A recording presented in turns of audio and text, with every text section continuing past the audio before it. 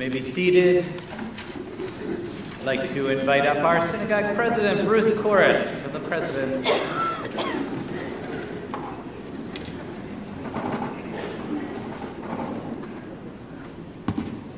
Hashanah Tova. Did you hear about the rabbi that loved to play golf? Any chance he got, he was out there on the course. One summer, it was a terrible summer. It was rainy, it was cold, he never got to play. And wouldn't you know it, Yom Kippur rolls around, and it's a spectacular fall day. So the rabbi says, you know, I've never done anything like this, but at the end of the morning service, he says to the congregation, I'm going to go find a quiet place to pray. I'll be back for Yitzchak. The quiet place, of course, was a golf course. He did not go there to pray, he went there to play. God was watching, and Moses was with him. Moses says to God, you're not going to let him get away with this, are you? God says, just watch. Rabbi tees off. God says, let's watch this. Guides the ball right down the middle of the fairway. Bounces once, up onto the green, into the cup. A hole in one. Moses says to God, what are you thinking? God says, who's he going to tell? So, Rob Lederman, I hope I did okay on that. I tell you that joke not because I can picture Rabbi Alex doing something like that, but it's because of it's because of the last line, which I want to turn around and ask you, who are you going to tell?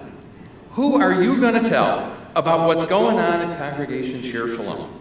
Who are you going to tell about all the wonderful things happening here? Things that are spiritual, educational, and sometimes just making Judaism plain fun. Things that are making us more than warm and embracing.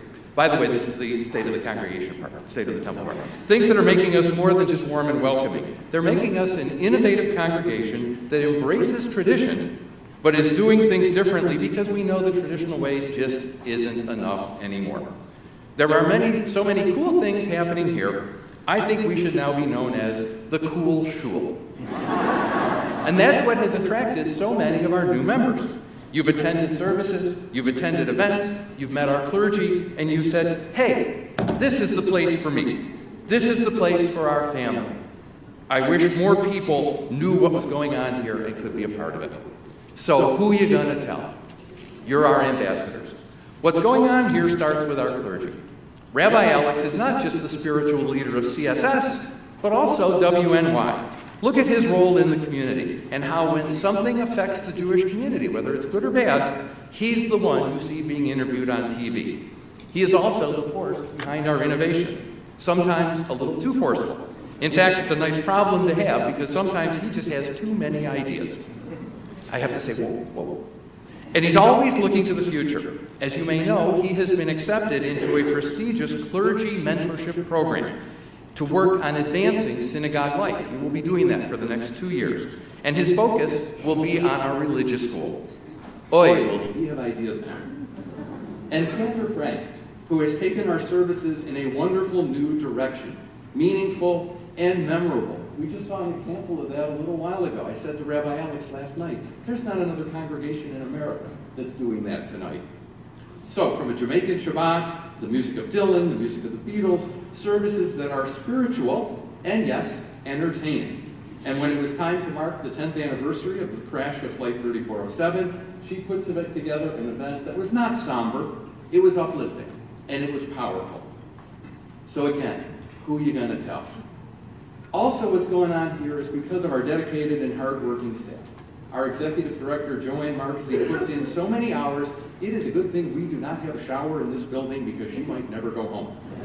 Although somehow she found time this past year to get engaged. I don't know how that happened. Our bookkeeper, Renee Gattosi, keeps us on solid financial footing. Not because it's her job, but because this temple is her passion. Nancy McGorry does so many things, her job title doesn't come close to describing everything she does. Just look at the Cleveland trip she and the camper put together. How many people do a thing like that? We also have a couple new faces this year. Inav Simons is our new religious school director.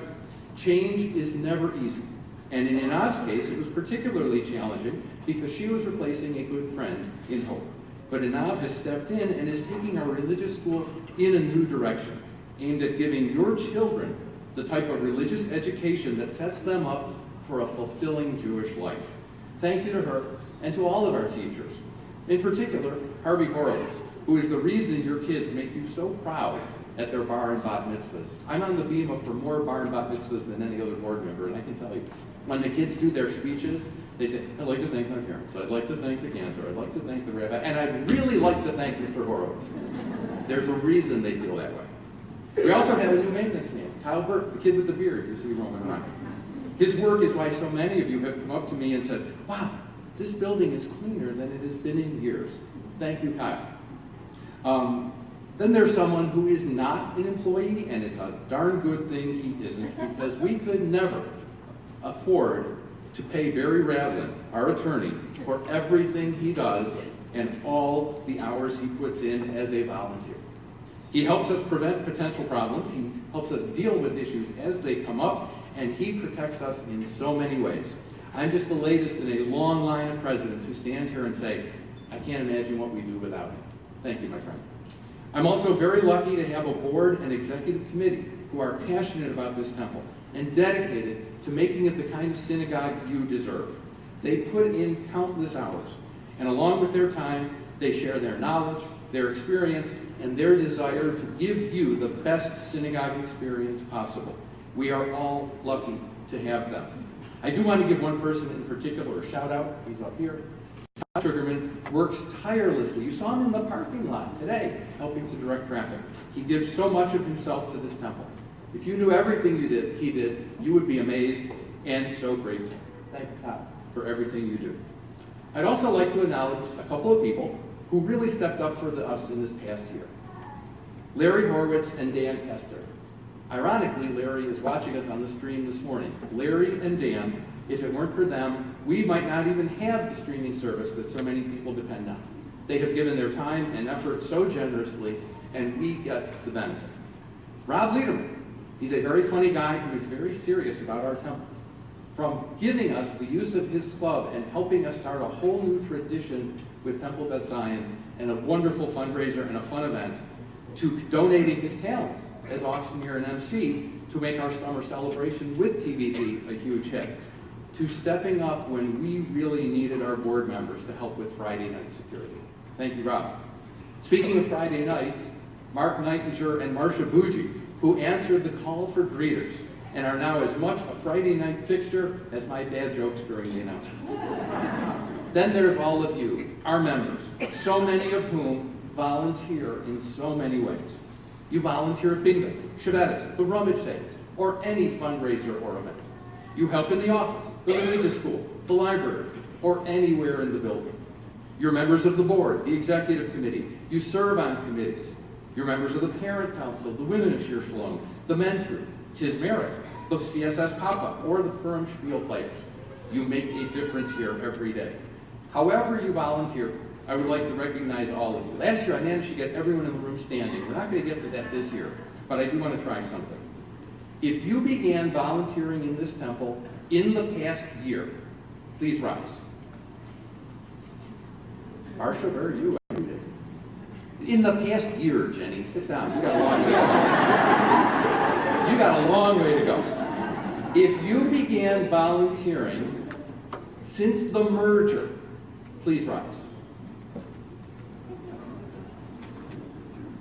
If you began volunteering at either Legacy Temple in the past 10 years, please rise. In the past 20 years, not yet, Jim. Not yet, Mom. Not yet. If you've been volunteering at our temple, either one, for more than 20 years, please rise. Okay, Jenny. You guys are our lifeblood. You make it possible for us to make this such a special place. Thank you for all you do. I cannot end today's talk, though, without mentioning something that has been on everyone's mind this past year: security. When I talked to you last year, we could not have imagined that the horror of Pittsburgh was just weeks away. You've already heard a lot about security measures at our temple. Let me remind you we had already taken so many measures to make this building as secure as possible. Thank you, Todd, for having the vision to do that years ago. But as the world continues to change, so do our needs and the precautionary steps we must take. Some you've seen, others we kind of keep close to the vest. We now have a security committee, and we will continue to plan, be proactive, and do everything we can, because your security, your comfort in this building is paramount to us. I've said it many times, this is a welcoming synagogue, but hate will never be welcome here. L'Shana Tova, a happy new year, a healthy new year, a peaceful new year.